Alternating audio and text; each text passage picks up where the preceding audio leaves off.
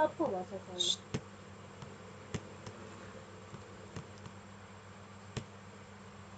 Assalamualaikum warahmatullahi wabarakatuh. Perkenalkan, nama saya Wajur Koroni, NIM B1011181107.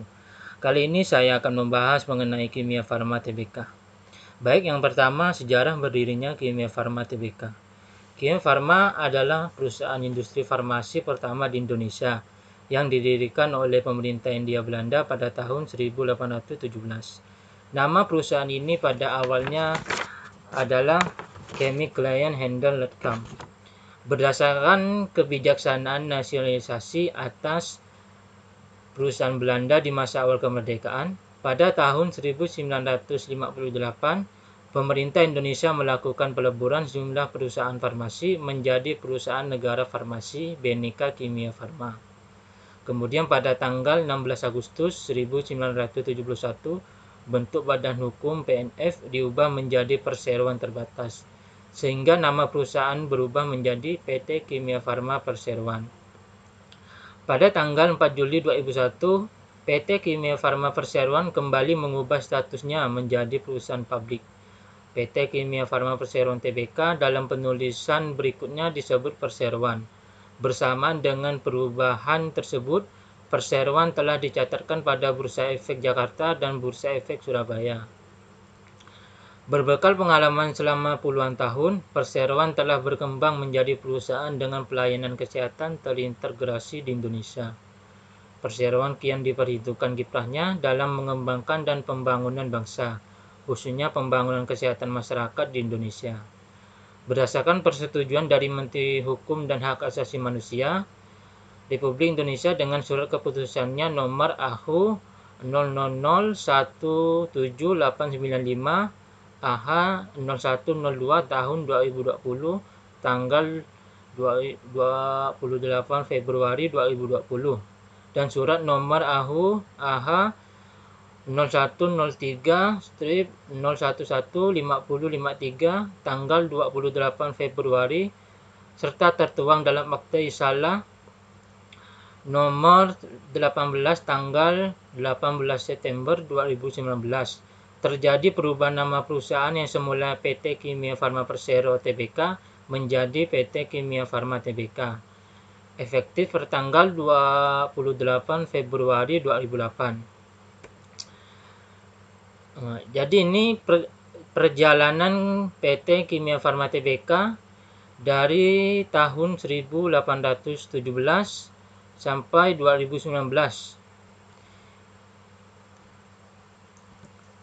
Selanjutnya, distribusi dan perdagangan. Dalam rangka memperluas pangsa di pasar farmasi nasional dan internasional, Perseroan senantiasa memastikan bahwa seluruh cabang memperoleh sertifikat dan memahami dengan baik cara distribusi obat yang baik, serta berupaya mengurangi terjadinya sales opportunity loss yang saat ini masih berada di kisaran 25%.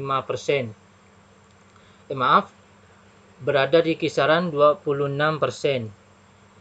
Selanjutnya, jalur distribusi kimia farma diawali dari pabrik kimia farma yang kemudian disalurkan kepada pedagang besar farmasi.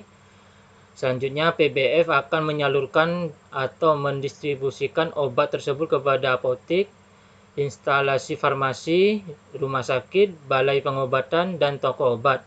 Khusus untuk sediaan farmasi berupa narkotika dan psikotropika memiliki jalur distribusi khusus. Untuk narkotika hanya bisa disalurkan dari industri farmasi kepada pedagang besar farmasi tertentu.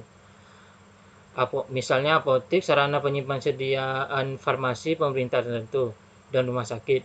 Kemudian dilanjutkan dari PBF disalurkan ke PBF tertentu lainnya.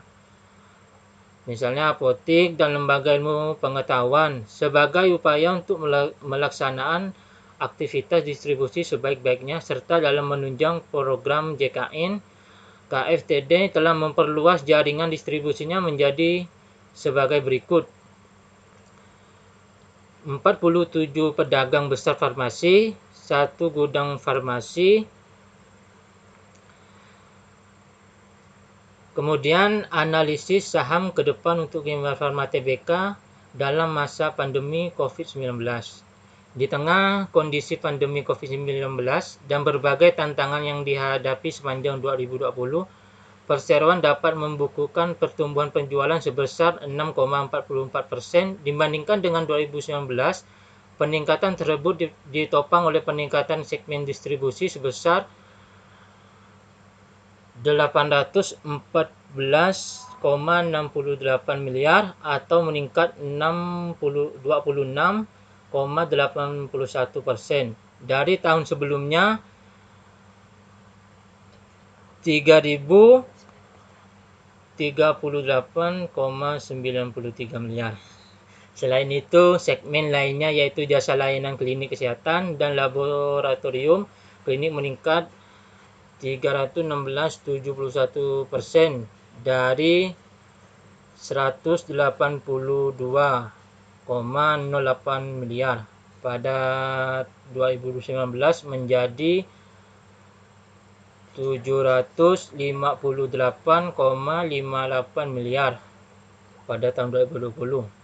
Laba usaha perseroan mengalami pertumbuhan sebesar 30,17% menjadi sebesar 653,02 miliar dibandingkan 2019. EBITDA perseroan juga mengalami pertumbuhan sebesar 31,35% dan jika dibandingkan dengan EBITDA tahun 2019, secara rasio EBITDA margin mengalami pertumbuhan 1,74% dari 7,40% pada tahun 2019 menjadi 9,14% pada tahun 2020. Hal ini menunjukkan pertumbuhan kinerja perseroan masih terjaga meskipun berada di situasi perekonomian yang tidak menentu.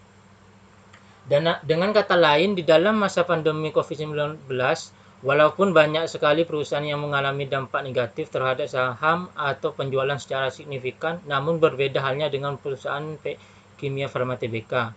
Karena perusahaan Kimia Farma Tbk bergerak pada bidang kesehatan, hasil mengalami keuntungan yang cukup menggiurkan.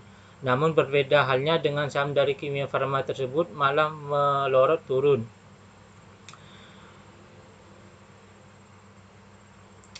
Mengacu data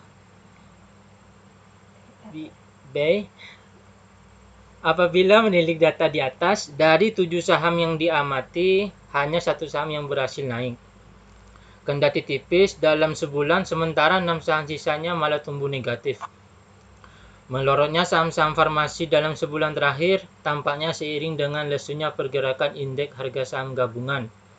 Dalam sebulan, IHSG terkoreksi 0,45%, sementara dalam 3 bulan terakhir IHSG nyungsep 4,92%. Selain itu, dalam beberapa waktu terakhir, sentimen positif tidak begitu banyak. Malahan, beberapa waktu lalu, KAIF dihajar sentimen negatif terkait kabar soal temuan alat rapid antigen bekas yang digunakan oleh petugas anak usaha KAIF PT Kimia Farma didiagnostik di Bandara Kuala Namu, Sumatera Utara pada akhir April lalu. Sebenarnya saham-saham farmasi sempat melonjak signifikan pada awal tahun lalu, hingga beberapa di antara mencapai harga tertinggi. Pada awal tahun ini, ambil contoh trio saham BUMM, KAIF, INAF, dan PH cenderung naik setidaknya sejak Oktober tahun lalu, hingga akhirnya kompak melesat meraih all-time high dalam setahun berakhir pada 12 Januari 2021. Ini melonjak ke posisi 6,975 saham KAIF ke RP 6.975 saham dan anak usaha KAIF dan PH melejit di RP 2.640 saham. Melesatnya ketiga saham tersebut terjadi sehari sebelum program vaksinasi COVID-19 dimulai. Dan berikut grafik saham Kimia Farma Tbk sekarang.